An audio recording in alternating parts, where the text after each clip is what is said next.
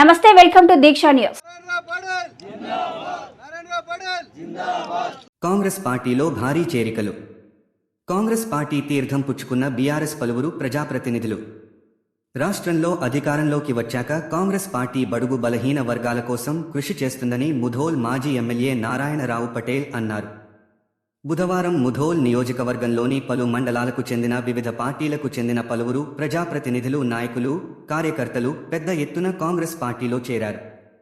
మాజీ ఎమ్మెల్యే నారాయణరావు పటేల్ ఆధ్వర్యంలో బీఆర్ఎస్ నుంచి కాంగ్రెస్లో చేరారు. నారాయణరావు పటేల్ కమల జిన్నింగ్ ఫ్యాక్టరీలోని వీరందరికీ కాంగ్రెస్ కండువాలు కప్పి పార్టీలోకి ఆహ్వానించారు. ఈ సందర్భంగా పలువురు పార్టీలో చేరిన నాయకుల, కార్యకర్తలు మాట్లాడుతూ కాంగ్రెస్ ప్రభుత్వ హయాంలోనే పేదల సంక్షేమ అభివృద్ధి జరిగిందని అన్నారు. రాష్ట్ర ప్రభుత్వం అమలు చేస్తున్న సంక్షేమ పథకాలకు ఆకర్షితులై పార్టీలో చేరమన్నారు. ఈ కార్యక్రమంలో ఓం ప్రకాష్ లడ్డా, ఆనందరావు పటేల్, తానూర్ మాజీ sarpanch Madhavrao Patel, society director Pundlik, Congress senior నాయకుడు దత్తరామ్ పటేల్, శంకర్ చందే, రామచంద్ర రెడ్డి, కొట్టే గజానంద్ పటేల్, ఎంఏ లతీఫ్, కార్యకర్తలు, నాయకులు తదితరులు పాల్గొన్నారు.